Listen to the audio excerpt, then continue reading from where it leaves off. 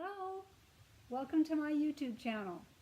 This is a place where I'm going to document my creative journey, mostly centered around knitting, sewing, and a little bit of gardening and family events and travel, but mostly knitting and sewing. My name is Diane. I live in Southern California with my husband Paul. We have 4 grown sons. They're all married, and between the 4 of them we have 10 grandchildren. So we're very lucky to have a big, large family that we get to see often and spend time with. We also have a dog named Martha Stewart. She's a Labradoodle, about 3 years old, and she is the love of our life. My husband spoils her unbelievably, but it's really nice to have a dog in the house and to be able to just have somebody else around.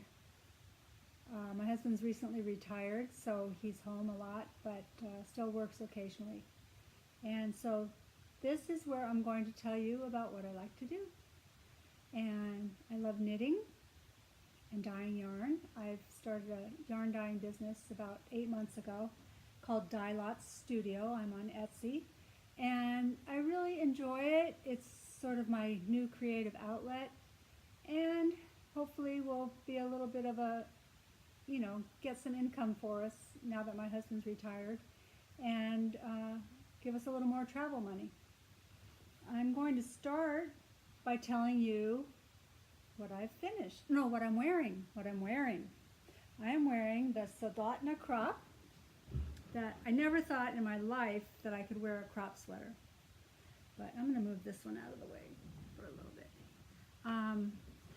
And it's made with my own hand-dyed yarn. It's a merino and silk blend. I call it Diamond DK, and it is in the colors Stone, Blue Grotto, Burnt Orange. And then for this light color, I didn't have anything light in the Diamond DK, so I used my Starlight DK, which has a little bit of stellina in it, and that's in the color Blush. And I really love it. Today I'm wearing it with a t-shirt, but I've also worn it with a skirt like Caitlin Hunter shows in her original pattern. The pattern was super easy. I knit it in 9 days, and loved it, had a great time. So that's this, and some of the things I did differently, I made the size large, but I went down a needle size to get gauge. So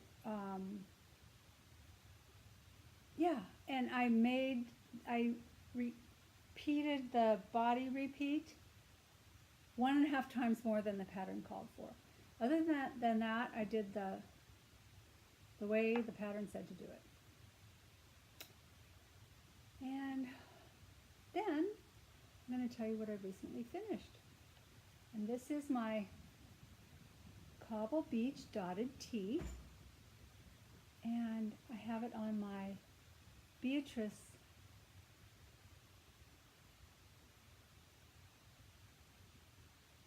body model, which is a custom-made body form. Beatrice Form, that's what it's called. Beatrice Form, custom-made mannequin. This was made to my measurements, and as you can see, it's got a little belly, and that's the back. I just put the front. And it is exactly me. I love it so much. It's so great for fitting, and also when you're so you don't have to make a muslin. You can just test the pattern pieces right on it, and then you don't have to make a muslin when you're sewing. But back to the dotted tee. It is also made out of my Diamond DK, and this is the It's Your Birthday colorway, and it's just a fun speckle that looks like you poured funfetti or confetti all over the place. It reminds me of the birthday cakes my kid always asked for when they were growing up, the funfetti birthday cake. the changes that I made, I knit the 3840 size, which I think is the third size over on I'm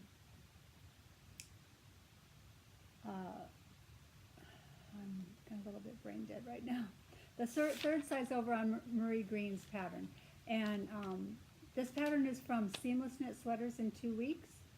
It took me more like 6 weeks because I had some frustration with it, and I'll tell you what that was.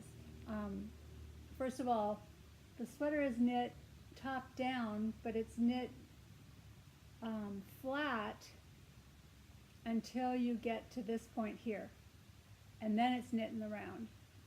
So I didn't realize it till I was finished that my gauge completely changed once I went in the round. In the round, it's a beautiful even stitch, but when I was knitting back and forth, it's a bit looser. So I'll have to remember that in future patterns that call for both ways to knit. And but anyway, the other thing I did differently was her baubles, Marie's baubles. This is the book that it's from, by the way. Her baubles, when I knit them her way, they kept disappearing, and I couldn't get them to stand out. So instead, I Googled, of course, looked on YouTube, which is the answer to everything, and found Andrea Mowry's way to knit baubles. And then I looked at Caitlin Hunter's way to knit baubles, and what I ended up doing was combining both. And Andrea's way is really fun because you knit front and back, knit front, knit back, knit front, knit back. But then you purl backwards, so you're not going a whole row and then having to come back and turn your work, and you learn to purl backwards. And then Caitlin's way is she wraps the bauble as the final step. And I think that's really what made them stand out, and I just love the way this looks. I haven't even worn it yet because I actually only finished it this morning. I quick did a steam block on it. No, I didn't. I did a wet block and then threw it in the dryer because this is super wash yarn, and then steamed it to make it look really good. And I think I'm going to get a lot of wear out of this summer because it's a nice weight, it's not too heavy, and it is in a merino silk blend. So, then I want to show you what I'm working on now. I feel so weird talking to nobody. Who knows who's watching or who's listening, but this is my Birds of a Feather shawl, and I'm so close to being finished, but it is big, and it's taking me forever. But of course I have been working on other things. But this is, I'm making it with my own yarn again. It's in the color Feather, and this is a mohair silk blend, and this is a merino cashmere nylon blend, and fingering and lace weight. But I think it'll be, once it's finished and blocked, it is just going to be gorgeous. You can see the lace work, and it's just really pretty. And I really want to finish this soon because I'm vending in about 10 days at a fiber festival in Torrance, California, and I need it for a sample.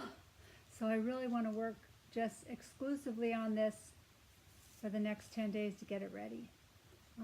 Meanwhile, I'm dyeing, I'm packaging, I'm labeling, I'm trying to get everything ready for that show, which they're expecting about 500 people, so I'm hoping that'll be a good way to get my business going.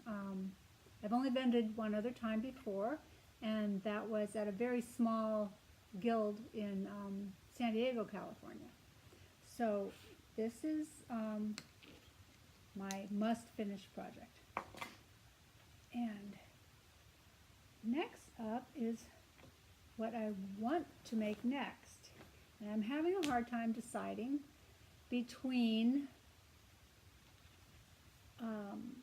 Andrea Mowry's Weekender sweater. And for that, I've chosen this is superwash, non-superwash worsted weight in my Cuddle. You can see it's really pretty. It's gray with a little bit of chocolate in it. And I just think it's so soft and squishy, and I love non-superwash yarn. I love the way it absorbs color. I love the way it feels. And yeah, so the Weekender sweater is high on my list to make. But I recently just dyed, and I only dyed 2 sets of this because I had no clue it was going to turn out so beautiful. But this, I think, would make the most gorgeous, I believe it's called the Granito sweater by Joji Locatelli. And this, she doesn't call for it to be a fade, but I saw Christy Glass made hers in a fade, and I just love it. I think this might have to be my next sweater because it's gorgeous. So that's all for me right now. It's Me Made May, which last year I participated in every single day. I wore something Me Made every day, which I usually do anyway. Between the sewing and the knitting, I usually have something handmade on. But this year I can't even get around to taking a photo of myself because I'm so busy getting ready for this show. So maybe toward the end of the month I'll do a few posts for Me Made May. And hopefully I'll podcast again because it's kind of awkward and fun, but I like it. So I used to blog. I blogged for about 8 years. And then last year just sort of slipped away from it. It seemed like it was too much trouble. And even a year or so before that, it was only my way of documenting what I was making. And now with Instagram, it's harder to find things on Instagram, but using hashtags and things, I'm trying to document what I make on there. And now with YouTube, maybe I can document on YouTube. I'm coming to you today from Southern California, where it is a gloomy May gray day, but I'll take that any day over the hot that will be coming shortly. We usually have May gray, June gloom, and then July just hits and the heat does not go away till November. So hopefully it's going to stay gray for a few more weeks and we'll enjoy some cooler temperatures. And actually it's supposed to even rain today, which never happens in California. But we've had a lot of rain this year and it's very welcome. That's it for today. I just wanted to stop by and introduce myself, and hopefully you'll come back and see me again soon. Bye. Thank you. I have to turn it off.